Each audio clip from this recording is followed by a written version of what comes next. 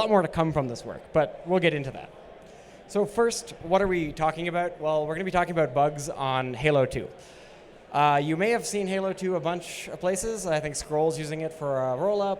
Probably a bunch of people are using it for a bunch of different libraries. And it's essentially a zero-knowledge proof system that is written in Rust. It uses Plonkish arithmetic, so it's based somehow on the Plonk crypto system that's been around. And essentially what happens is you take some code, you do some magic, and you get a table and some constraints, and that is somehow equivalent to your piece of code. I could go probably for 20 minutes about what that actually is and what that works like, but I only have 20 minutes, so I can't do that. So I'm going to assume you kind of have a rough idea of how this works, and if not, please come ask me or someone else who's working on this project. But essentially, you get some table and some constraints out of some code, and you do this in Rust. And so essentially, you get a table, and some columns are known only to the prover in your zero-knowledge system. Some are known to both the prover and the verifier, so like the fixed ones or the instance ones. And then some things are also set up at different times, so it's not always clear that you have all the information at once. Ultimately, it doesn't matter too much about what those columns are or where they are for the purposes of this talk. Just note that we're going to be talking about tables and constraints over those tables so that we can see if we can find bugs in how these tables are developed inside the Rust Halo2 library system. So I said it's a table, and we got some columns. We also put some values in the table, no surprise. These are the things that actually get executed on and evaluated during your process. So the specific numbers don't matter. For this slide, for what really matters is the fact that we have polynomial constraints over these table entries. Now, I'm not going to give you a very precise definition of what these constraints can look like, but they can be combinations of various things inside the table. So you could talk about a constraint on a singular row. Typically, you'll always assume it equals to 0, or the proof system will let you do this sort of by default. But you can also do things like talk about entries in the previous row, or the next row, or different columns, or however it works. But essentially, you get this great table and this great system of constraints that are polynomials. And ideally, this captures exactly what you want to do correctly, and everything works out. Right? That's the ideal situation in every piece of code, that you do something and it works. In this case, we know that bugs are everywhere. And what a surprise, bugs happen in the zero-knowledge world just as often, right? So here, 0xPark has a nice GitHub list of known bugs that people have seen so far in zero-knowledge settings. So these are probably more subtle in some cases. So the frozen heart bug that's somewhere down there, really subtle, not exactly something most developers would probably catch. I don't know exactly the details, but it feels like you had to have read the paper to really figure that one out. Other ones, a little bit more obvious to the end user and something you can catch automatically. Not everything here is going to be automatically checkable. And we started to look around, and we saw that there were various tools that were trying to catch some of this stuff automatically or prove that these bugs weren't in these systems. And we're like, that's really cool. Like, we love that tech. I got some background in formal methods. A bunch of us do. We wanted to see what was out there, and we started looking at this in the context of Halo2, and we didn't find anything. Now, it could be wrong. They could be out there, but we didn't find anything, and it's been going on for about a month now, and we still haven't found anything. So I think this talk's actually still on point. And what we're going to try to do is see which one of these common bugs, mostly on the right, but not necessarily so, in fact, on the left, the bottom, we can find in Halo2. And the caveat is, this work is very much a work in progress / proof of concept. It's almost certainly not going to work on a production level system tomorrow, next week, or even next month. Right? So this was just, can we do it? And should we see if we should invest more time to do it? Or can I get up here and talk, and then someone else can do it better for me?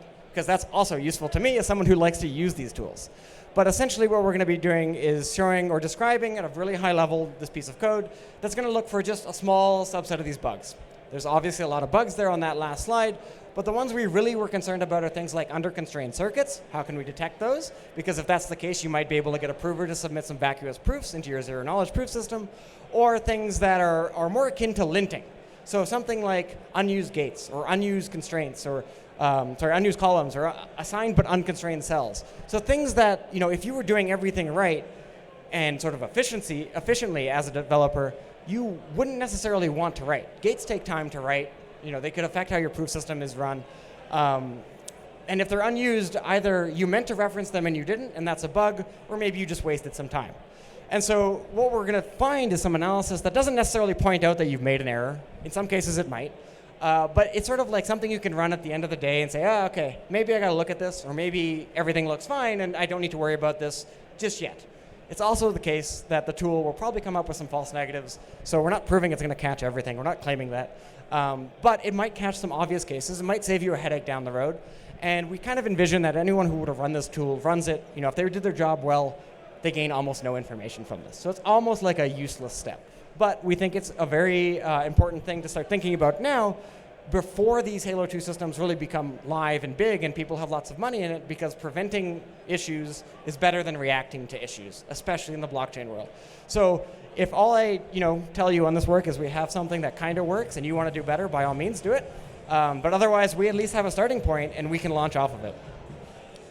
So as I've said, we looked around for tools. We didn't find anything for Halo2. Doesn't mean we didn't find anything. There's a bunch of projects out there that claim to do something similar. Ecne and Picus are two that I present on this page. They've been sort of competing against each other in some sense, as far as I know. And they do sort of the same thing. They have different tactics. Picus uses symbolic execution. Ecne is a little bit more fixed point algorithm based. But they don't importantly target Halo2 circuits. Now, that's not to say the ideas in those systems cannot target Halo2 systems, but they currently don't. Right? They just work on R1CS files, and they do similar things, probably even more than what we're claiming to do, and probably better on those things. And so we just thought, well, can we do something that's like this, or start doing something like this for Halo2, and see what comes. So I'll take you through an example of how the system works at the very low level on one class of problems, which is under-constrained circuits. And then we'll talk about some of the other analysis it can do, namely assigned but unconstrained cells and unused columns. And then we'll probably be out of time. And so you're going to have questions. If you're interested in this field, come ask me, and I'm happy to talk to you all about it. But let's go through the simple example to start. So the first one we care about is an under-constrained table. So I've removed the values from the column, but you still get a table in Halo2 at some point. And we're going to say that a Halo2 circuit is under-constrained if there's two valid assignments to the advice column, that hidden column for the prover, that when paired with the same input instance, public variables, whatever you call them, also satisfy the system, right? So in this case, what could go wrong is the prover proves something, but then there's another proof that proves something that's possibly vacuous. And it could be with low probability, also something that's not vacuous and problematic. That's probably not going to happen, but it still probably means you wanted your system to be constrained more than it was. And so there are real examples of this happening, at least toy real examples. I don't know if this happens actually in the real world to Scroll or anyone using Halo2, but we can come up with toy examples to drive home this methodology. And the first one I'm going to say is, well, let's give me a program that I want to write in Halo2, which it just checks if a number is in 0 or 3. Namely, can you decompose it into precisely 2 bits that are binary that, when combined in the appropriate way, add up to a number, and that number is less than 4. And so we can encode this very simply. We can say, well, we need 2 bits, B1 and B0. They've got to be binary, so we have 2 constraints that we're going to need to put. I've omitted the table because it's a little bit sort of small in this case. There's not too many rows. In fact, you can do it with 1 row, I think. And then you need the other constraint that just says how to compose this bit information into the number you care about and check if it's between 0 and 4, or 0 and 3, sorry, inclusively. And so we'll have 2 advice variables, B0 and B1. Those will be secret. And if we can find two inputs to those that differ for the same input, whichever input that is, X, we're going to have an under-constrained circuit. And if you do this correctly, it's not going to be an issue, right? This won't be an issue someone will have. So let's try to code this. Well, this is actual Halo2 code. So what we're going to do is we're going to create a custom gate that checks if a number is binary, in this case B1, because we have 2 bits. We need to do this. So I'll take the B1 column from the advice. I'll do some stuff with selectors that I've already omitted anyways. If you're here and you're an expert on Halo2, I've skipped a lot of stuff, which is fine. I only have 20 minutes. And then we're going to make this expression, which is that vector thing that sort of says a times 1 minus a, and the proof system will assume it's equal to 0. And essentially, this means this is a binary variable. So we do that. All's good. Then we need to do this for B0, and really quick. So we copy and paste it. It all works out. And then we add a final constraint here that says, OK, actually, I need to be able to say b0 plus 2b1 minus the input variable c or x is actually the number we care about, right? That is, it's not just some input. And we're omitting a little bit here because we're using the advice column to copy stuff in from the public inputs, which is maybe not how you would do it. But from what we've seen, it is how some people do it. So it's not a totally contrived example, aside from the fact that it's small and probably too small. And then what we're going to do is we're going to do the most naive thing a computer scientist can do in this approach. We're going to plug this into a SAT model and hope it doesn't time out. And for this example, it won't time out because it's really, really small. But maybe in the future, someone can do it better. Or maybe we can optimize what the model looks like. Or maybe we can break symmetry in some way that makes sense. And so what we'll do inside the Halo library is say every time you give me one of these gates that you just built, there's that constraint that is there. Convert that into some equivalent phrase in a valid SAT model or SMT model. In this case, we're going to use the Z3 solver because in our personal experience, it works fairly well. But it doesn't have to be the case that you use that one.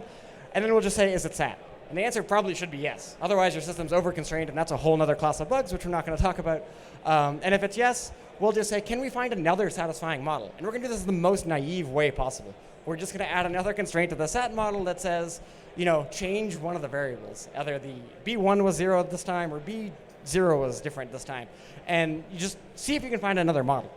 And if you can do that, the system is definitely under constraint, because you've changed the assignments and you found two different models that satisfy the SAT, and so you definitely have an under-constrained system of equations. Now, if it returns no, you're probably in good shape, but I would guess at scale most of the time it's just going to time out and you're going to learn nothing. But it's the most naive thing you can do, and like I said, we did it over a week to see if it was possible, and in this case, it does work. Right? So the novelty here isn't necessarily the quality of the work, but the fact that we're trying to look at this in the Rust. And in this case, we did find two things. And why did we find two things, actually? I thought I presented a good model. Well, I'll tell you why in the next one, but essentially, there was a copy and paste error. If you were paying attention, you saw it. If you weren't, congratulations, it's why you need auditors. And so we do find one in this case. Essentially, we forgot to constrain B0 as binary, and so you can just say B0 is 3 if your input is 3. And it's all good, just set the rest to 0. In this case, naturally, it takes almost no time to run, right? It's a tiny model. It should not take hours. You got a problem if it does. In this case, it's also push button. We've hard-coded what it means to be under-constrained in a Rust system. But the advantage is you could write additional properties in Z3's language to try to see if they hold. Given that we don't really expect Z3 to scale, I don't know if there's a lot of value in that, but it is something you could do.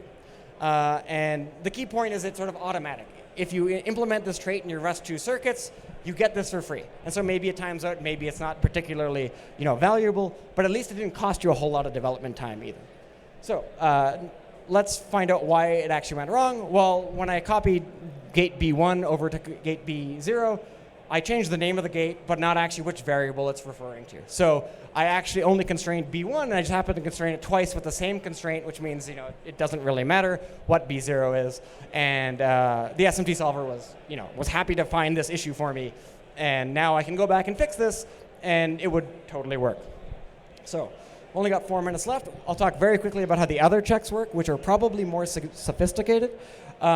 Essentially, we're going to go away from SMT solving and SAT solving and use sort of the next most naive thing in computer science, which is abstract interpretation. And we'll just start replacing variables in these constraints with abstract variables, which are either 0, something, or definitely not 0, right? Definitely not 0, definitely 0, or just something. And you can use that to then evaluate all of these constraints in the sense that, if you're adding two things that are definitely 0, well, the result is definitely 0, right? 0 plus 0 is 0. If you're adding something that is 0 with something that is not 0, you're getting something that's not 0. And so you can evaluate these polynomial constraints that you get from this library for free anyways. And in some cases, you know that they're always 0. Probably not many cases. We haven't done a real-world study to confirm it. But in the case that you do have something that is always 0, you can probably claim something about it. And it's not perfect. You have to do a little bit of work. Some things you don't know which gates are being used or which constraints are totally applicable. But in some cases, you get some things. I've omitted discussions about things like selector variables, which would turn on gates and turn off gates. But if you give me a concrete assignment of what that selector variable set should be, I can start to do this. And when you do this in a careful way and you think about it, which I don't have time to explain, we can get checks for unused gates, under-constrained cells, and assigned but unused cells, right? So we get a little bit more, and this has the advantage of actually being a lot faster than an SMT solver because you don't have to do any of the stat solving. The downside is you might get some false negatives. Some polynomials might always go to 0 and you just can't show that. And that may not be ideal. But it is a good start for this type of work, in my opinion. And maybe the real answer is just take the ideas from Ecne and Picus and put it into Rust. But I suspect other people are doing that anyways. So what I'll just end with is a couple things. There's a lot of challenges here. I've tried to be open with you and say this is not a final product. This is not something that's complete. We don't know how it'll scale. That SAT question is going to really slow the system down in almost every way, right? Can we do better? Some specific implementation stuff, like how do we actually do this in the Rust library? Is there a nice way to do it? We sort of had to fork our own and make a trait. Is that the right way to do it? Seems decent enough, but maybe we can do better. We haven't tested it. We haven't evaluated it when it will crap out, if it craps out, which we sort of expect it would. And maybe we just have to review the code again as well. So for those reasons, in part, we haven't published this code openly. I'm not sure when we're going to do that, but we also want to write a paper on the idea. I don't think it's like massively novel, but I think there is still a write-up that's worth doing there and see if there's any intricacies for this type of zero-knowledge proof system in this library with these tools. And maybe that will be where we evaluate exactly when this fails. And that alone is something, right?